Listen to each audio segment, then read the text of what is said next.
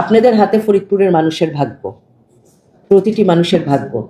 আজকে মাদক এত ছড়িয়ে গেছে, আমার সন্তানরা, আমি মনে করি এরা তো আমার সন্তান, এরা ডিরেইলড হয়ে যাচ্ছে, বেপথে চলে যাচ্ছে।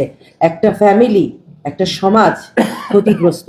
এই যে অটো চুরির কথা বললেন, অটো চুরি সিন্ডিকেট, গরু চুরি সিন্ডিকেট, হ্যাঁ, এই যে তারপরে বাড়িতে বাড়িতে ডাকাতি হচ্ছে, চুরি হচ্ছে, এটা কিসের কারণে? কারণ এই মাদকের কারণে। যারা মাদক সেবন করছে তাদের হাতে তো ইনকাম তেমন হওয়ার কথা না, তারা এই অন্যায় পথে যখন যাচ্ছে। আমাদের রুটটাতে যেতে হবে, কোথার থেকে এটা শুরু, কি কারণে মাদকের। এটা কিন্তু আমি প্রশাসনের দৃষ্টি আকর্ষণ করব, আপনারা কিন্তু এটা এই কাজে আপনারা গাফিলতি করছেন, তা নাহলে এটা বন্ধ করতে পারবেন না কেন? দরকার হলে আমরা এই আমেরিকা যেমন মেক্সিকোতে একটা দিয়েছিল না, ওয়াল, মেক্সিকোর ইসে, যে মেক্সিকানরা আসতে পারবে না আমেরিকাতে, ক্রাইম করে ওরা। তো দরকার হলে আমরা কাঁটা তালের বেড়া দিব, ইলেকট্রিক ওয়্যার দিব আমরা, যেন মাদক নিয়ে কেউ ফরিদপুরে ঢুকতে না পারে।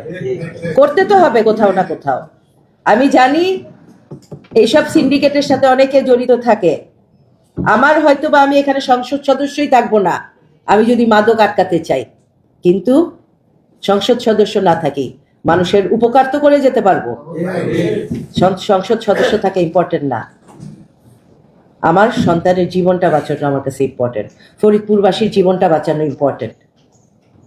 আপনাদের সহযোগিতা আমার লাগবে, যেভাবেই হোক, যেভাবেই হোক আপনারা আমাদের, আমি আপনাদের সহযোগিতা চাই। তা না হলে কিন্তু আমার অন্যভাবে আমার করতে হবে। আপনারা প্রথমে আমাকে সহযোগিতা করেন যেন আমার আরো উপর মহলে না যে এই জিনিসটা কন্ট্রোল করতে হয়। এটা আমি কন্ট্রোল করবই, এই মাদক ফরিদপুরে আমি কন্ট্রোল করবই।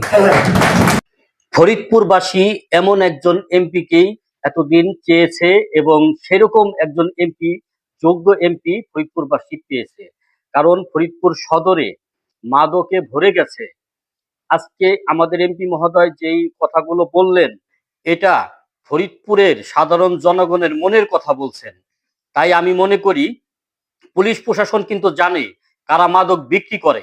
তাদেরকে যদি মনে করে 24 ঘন্টার ভিতরে তারা পুলিশ কিন্তু ধরে আনতে পারে এবং জেলে দিতে পারে। আরেকটা ব্যাপার মনে রাখতে হবে, যারা মাদক খায় তারা টাকা দিয়ে কিনে খায়, যখনই দোকানদারের কাছে সদাই পাবে তখনই তো খাওয়াটা বাইরে যাবে। মূল ব্যবসায়িক যদি ধরে তাহলে কিন্তু সমাজে ছেলেপেলেরা মাদককে আসক্ত হবে না। কিন্তু পুলিশ কি করে, যারা মাদক খায় তাদের ধরে নিয়ে যায়, কিন্তু যারা বিক্রি করে তাদেরকে কিন্তু ধরে না তেমন একটা। তাদেরকে যদি ধরতো তাহলে মাদক পাবে কোথায়? মাদক যদি নাই পাবে তাহলে যারা নেশা করে তারা নেশা করতে পারবে না, অটোমেটিকলি তারা ভালো হয়ে যাবে।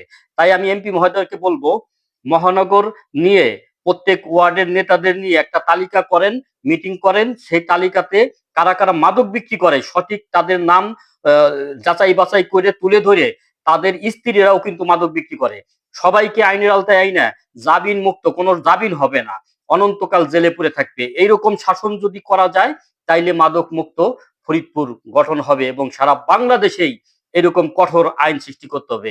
যারা মাদক খায় তাদেরকে ধরলে মাদকের ব্যবসা কমবে না, যারা মাদক বিক্রি করে প্রকৃতপক্ষে তাদেরকে অ্যারেস্ট করতে হবে এবং তাদেরকে দেখে দেখে, পুলিশের কাছে সমস্ত লিস্ট আছে কারা মাদক বিক্রি করে, কিন্তু পুলিশ ধরে হলো যারা খায় তাদের, যারা বিক্রি করে তাদের ধরে না। তাই আজকে এমপি মহোদয় যে কথাটা বললেন, আমি মনে করি এমপি মহোদয়ের আরো শক্ত হাতে এটাকে প্রতিহত করা দরকার। ফরিদপুরের জনগণ আপনার পাশে থাকবে ইনশাল্লাহ।